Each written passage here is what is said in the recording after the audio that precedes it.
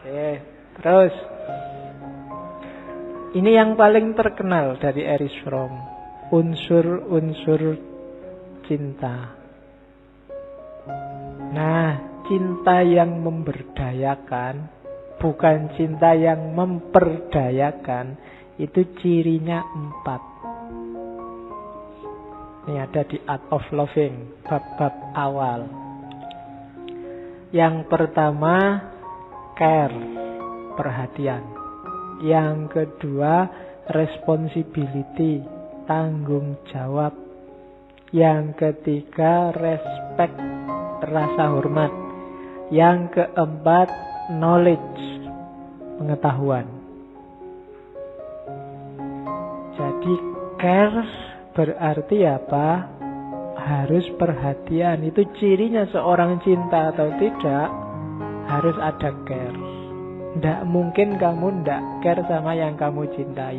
Kalau kamu bilang mencintai kok tidak care, itu pasti bukan cinta. Tidak mungkin kamu jatuh cinta terus aku kok galau ya hari ini. Oh, galau-galaumu sendiri, jangan ngajak-ngajak aku. Itu namanya tidak care. Sumpek-sumpekmu sendiri ya urusanmu, jangan ngajak-ngajak aku. Itu namanya tidak care. Harus ada care. Maju mundurnya, sumpek sedihnya, sejahtera atau jatuhnya yang kamu cintai, jadi perhatianmu. Kamu harus peduli, nggak boleh cuek. Ya nggak harus cinta sama lawan jenis, cinta sama apapun. Cinta sama Allah ya berarti harus care sama Allah dan keinginannya.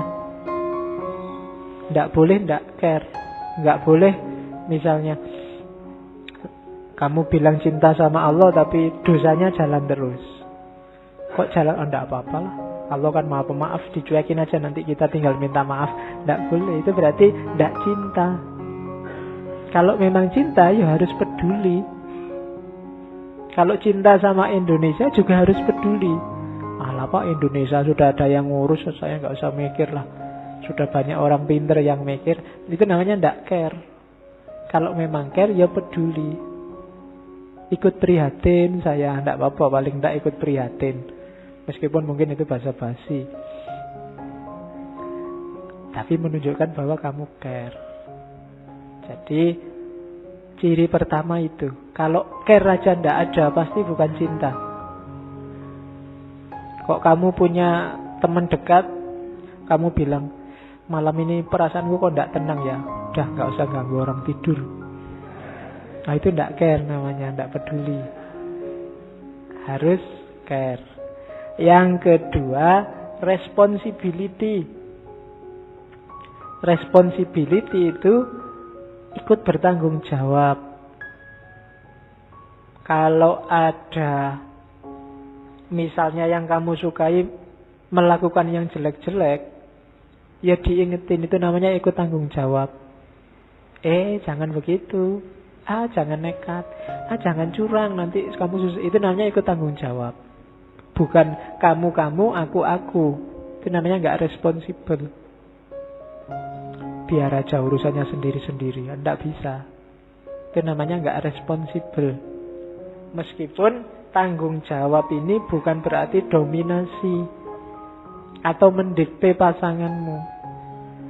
Tanggung jawab berarti apa? Ikut terlibat demi kebaikannya, demi kemajuannya, demi kesejahteraannya. Jadi setelah care harus responsibel. Setelah kamu bilang saya prihatin, itu tanggung jawabnya selanjutnya gimana kalau prihatin? Apa yang harus dilakukan? Itu namanya tanggung jawab. Malam ini perasaanku kok enggak enak ya. Ya aku ikut prihatin dengan perasaanmu. Kalau cuma itu dong, enggak ada. Lah terus apa yang harus kamu lakukan? Itu namanya enggak ada responsibel. Yo, mungkin kamu nambah, kamu malam ini galau toh. Ya sudah, mau ditemenin apa mau, itu namanya responsibel. Jalan keluarnya kira-kira apa ya? Itu namanya ikut responsibel, ikut tanggung jawab. Nggak cuma ikut bela sungkawa, nggak cuma ikut simpati, nggak cuma ikut prihatin.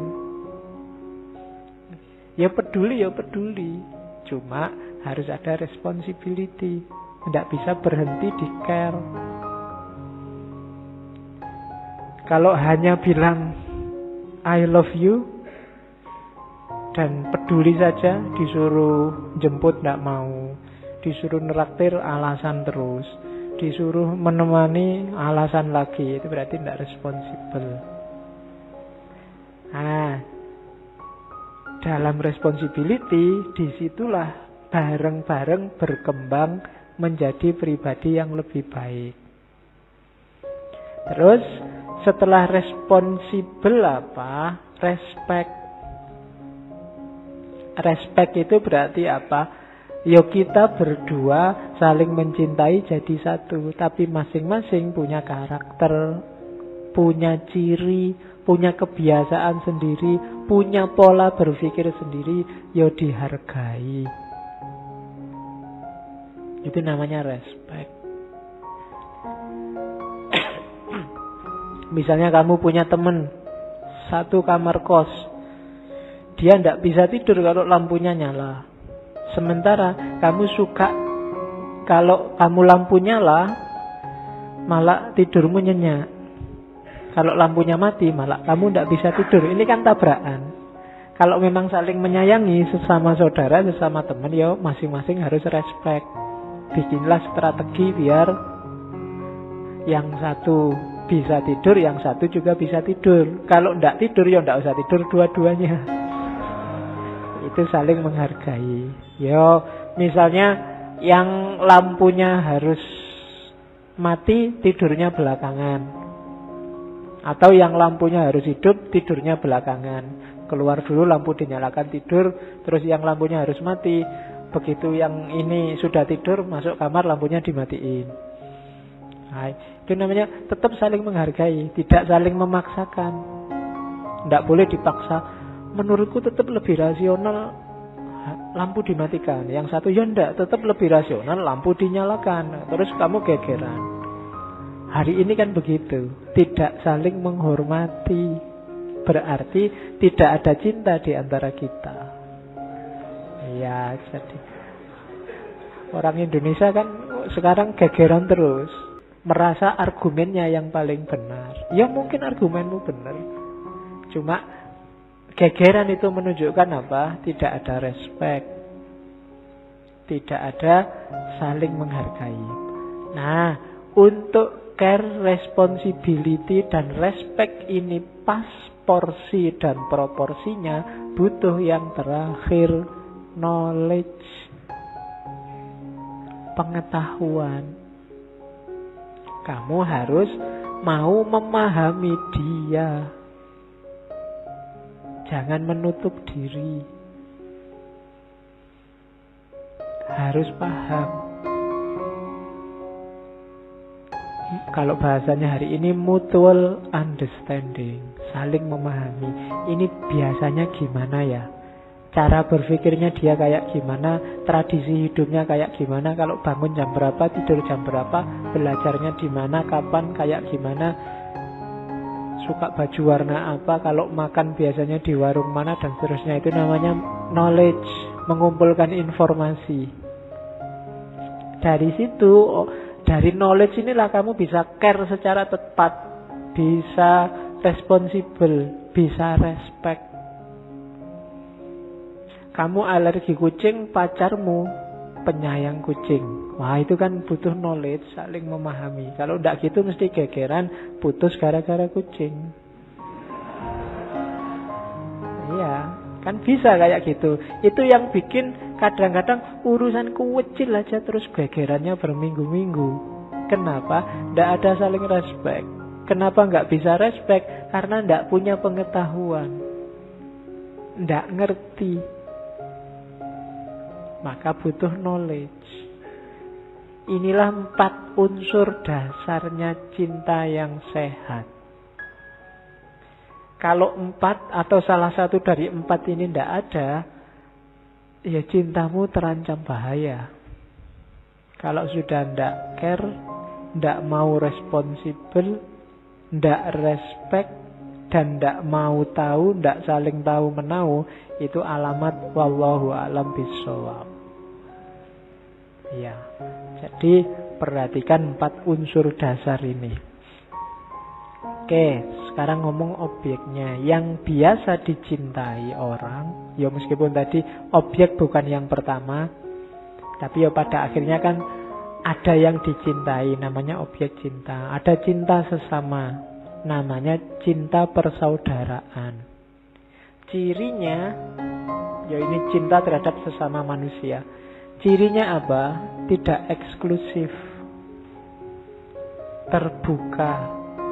Pengalamannya adalah pengalaman solidaritas, hidup bersama. Itu kalau di Erich Fromm porosnya apa? Mencintai yang miskin, mencintai yang lemah, mencintai yang tidak berdaya, mencintai yang tertindas. Kenapa ini jadi porosnya?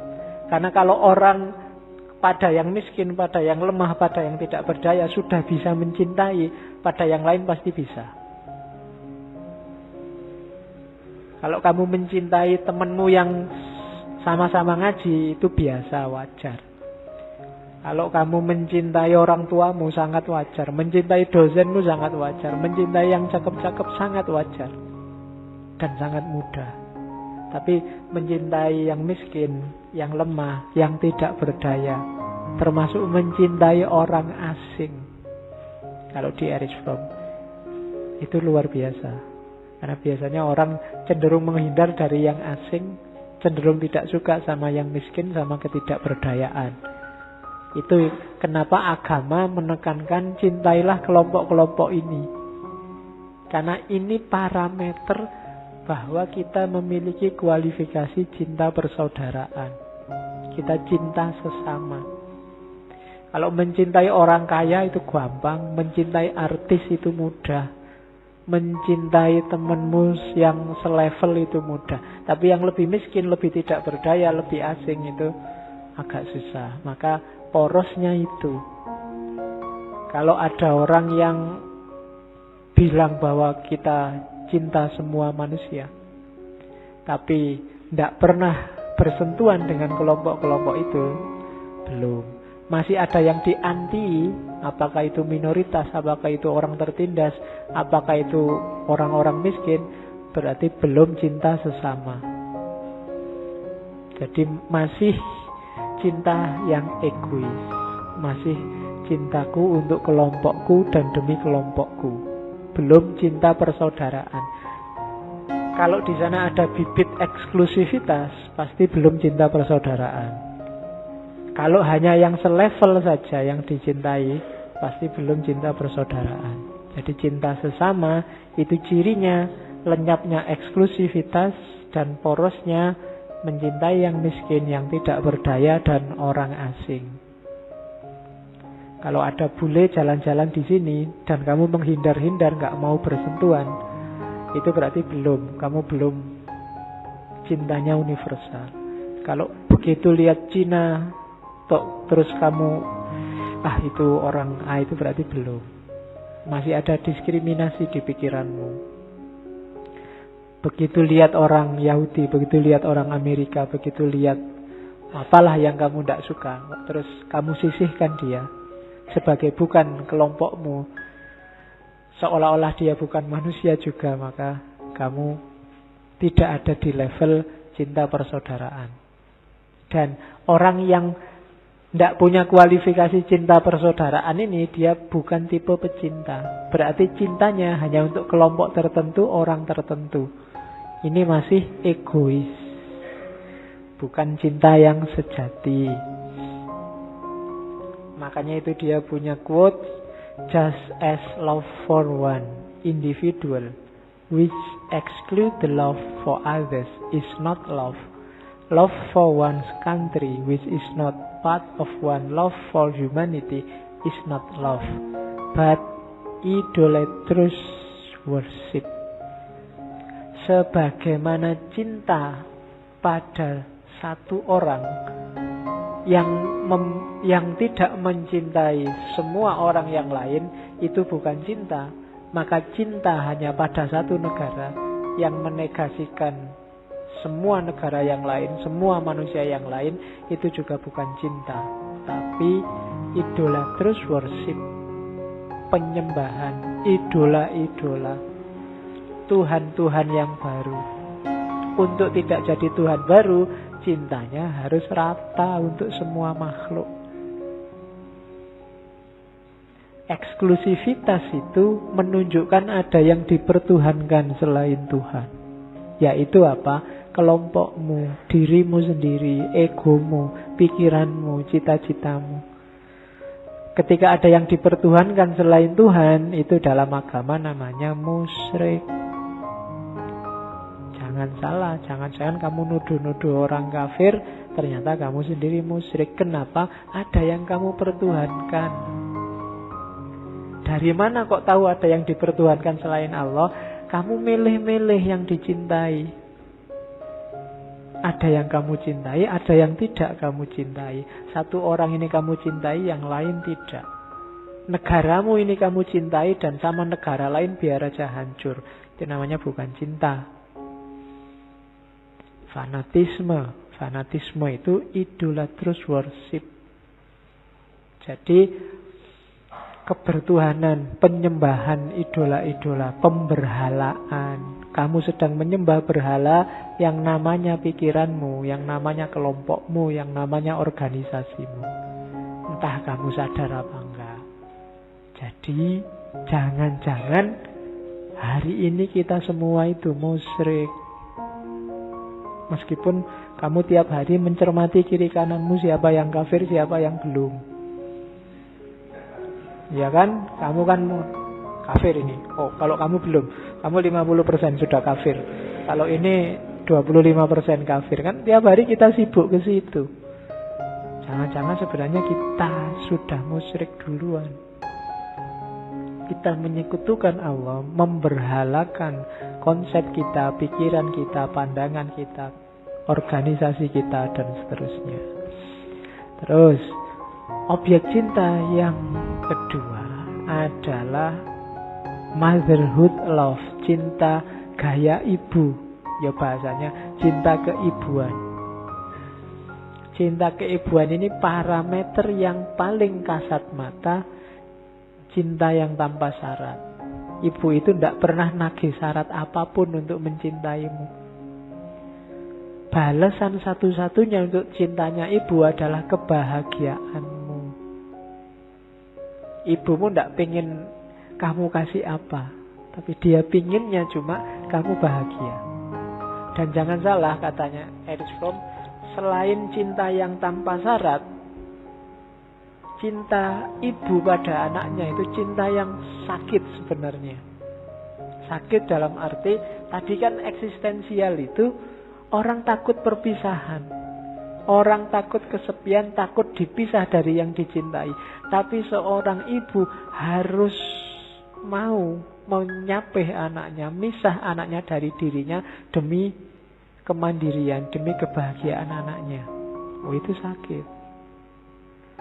Jadi orang cinta itu kan cenderung ayo kita bersatu terus. Tapi justru dalam cinta keibuan, kamu harus misah dari aku.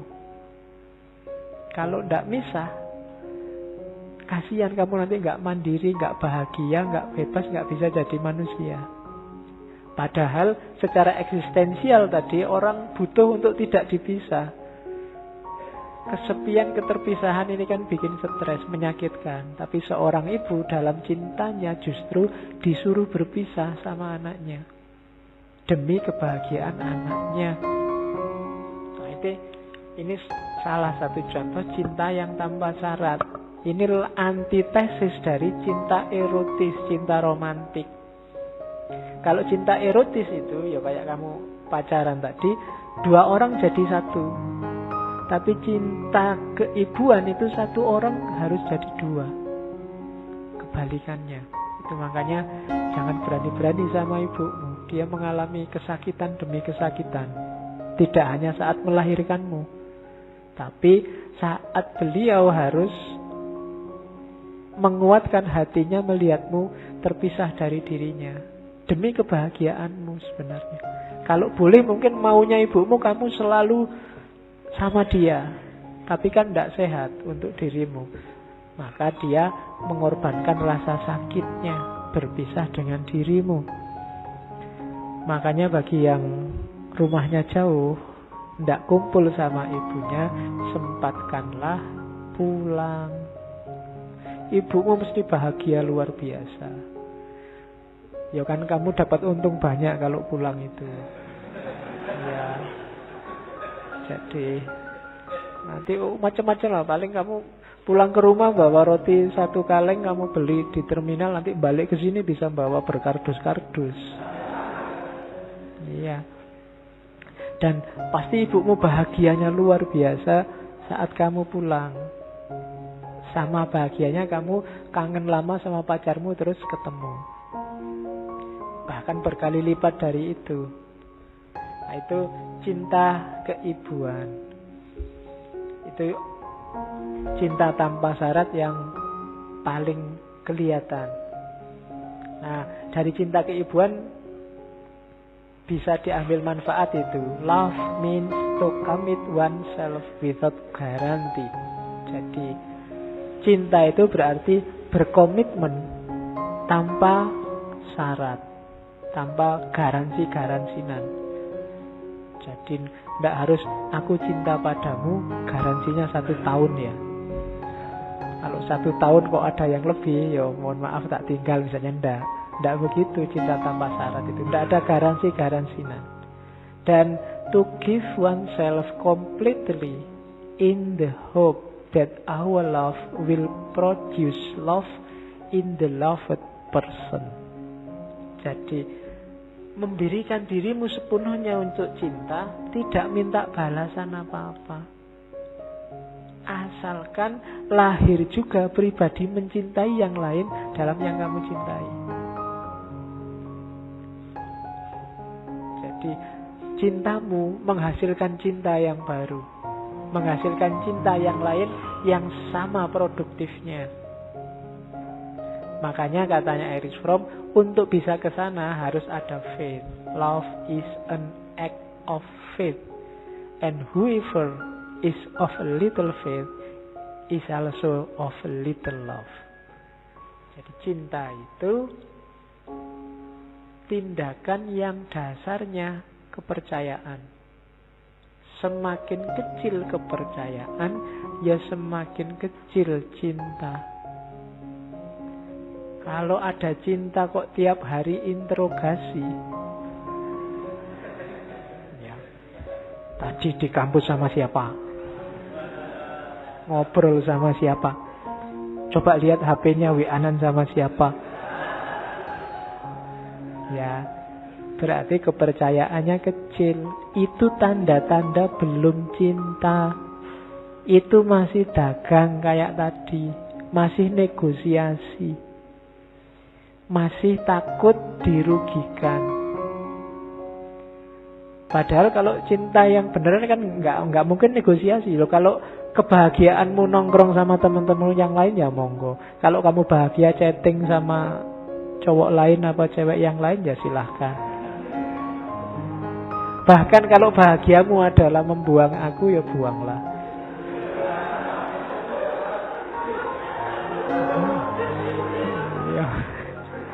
Oke, kamu belum nembak sudah dibuang kok.